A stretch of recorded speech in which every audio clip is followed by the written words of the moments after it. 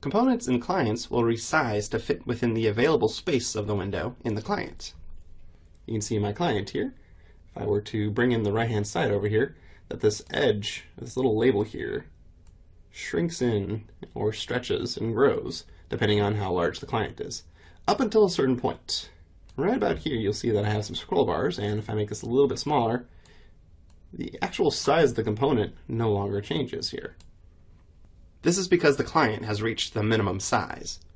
Once this occurs, we stop resizing the components and place scroll bars on the client.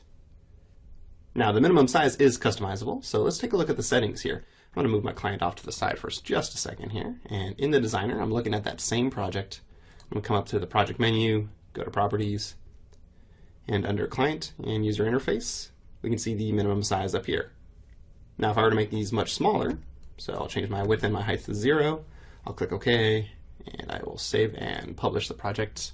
Let me bring my client back over. We can update again, and you can see I no longer have scroll bars.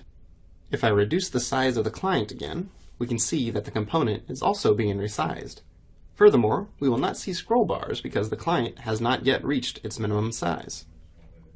Now my docked windows on the edges here do have a say in the matter. If we bring our client to a size so small that it starts to cut in onto my dock windows, we will add the scroll bars.